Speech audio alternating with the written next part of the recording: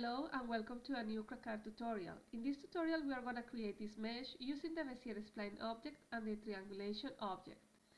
With the Triangulation object we are going to define all these details like the bevel, the holes for the eyes and the different material IDs.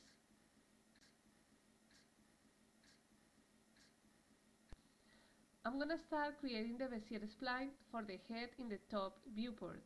Create curves Bezier spline. By clicking and dragging, I create smooth knots with handles, and by just clicking, I create corner knots. Close the spline. I'm going to change this knot to K0. This means no continuity in the handles, so I can move them independently.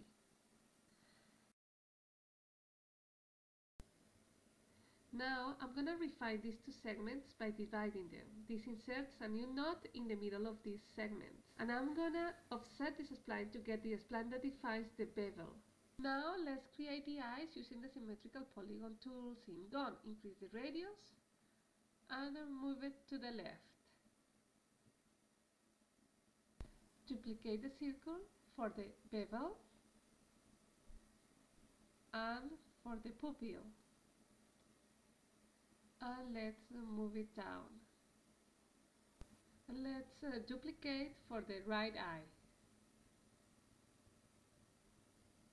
Now we are going to create the beak using the Bezier spline object.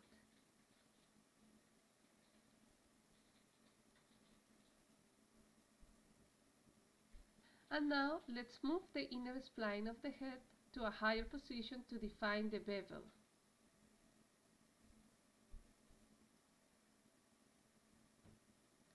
Same for the eyes.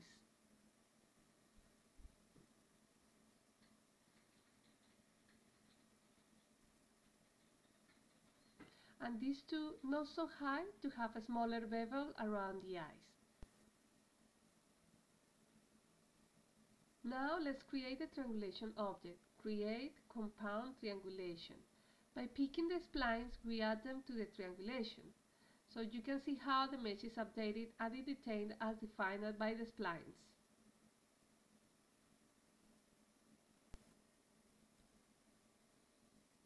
Now I'm going to create 4 materials. So click New Material, Material Table, and click Set Number to 4 submaterials. In diffuse color, select light brown for the whole object, white for the eyes, dark brown for the beak, and red for the wings. Now we're going to place some markers. Hole markers carve holes in the mesh by deleting the region where the marker is placed. So you can see how different regions are deleted when I move the marker.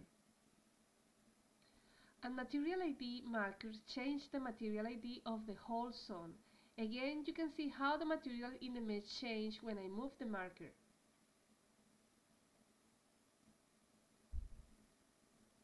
Okay, so now we are going to make the markers for the beak.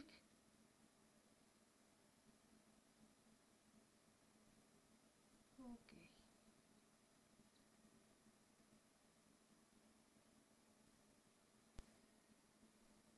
Now let's create the wings using the Bezier spline object.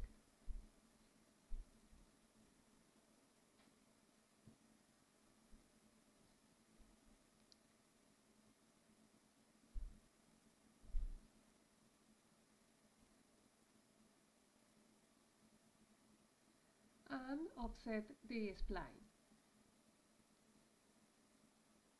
Let's create a new spline in the same object as an additional wing detail.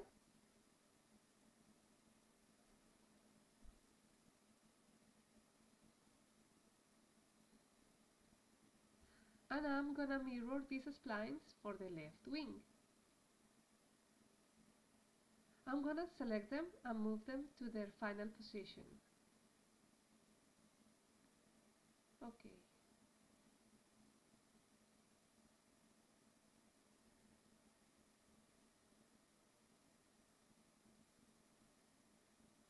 Now, let's move the inner splines to a higher position for the bevel.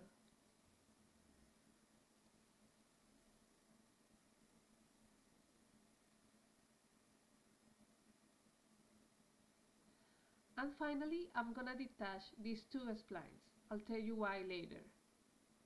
Click Object button and select the Triangulation object and add the wing splines by picking them. And let's add two new material ID markers.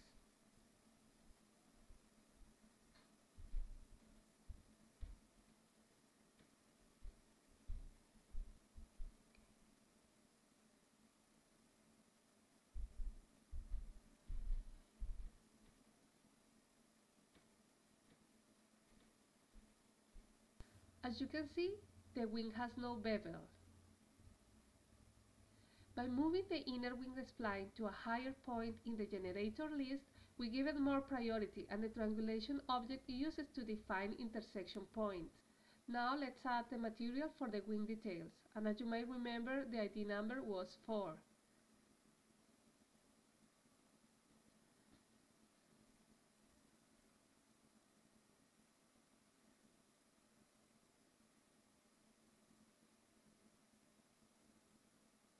I'm gonna turn on the Make All Edges Visible option so you can see the triangulation mesh. The triangulation object gets updated in real time when any of its generators or markers is changed in the scene. We can see this by editing the knots of the big spline.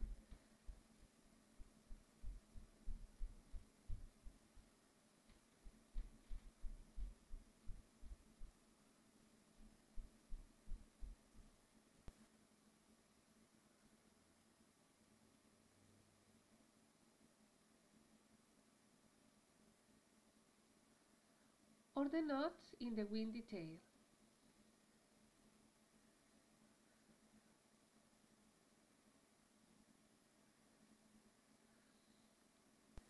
Thank you for watching this video, and don't forget to visit us at crackart.org.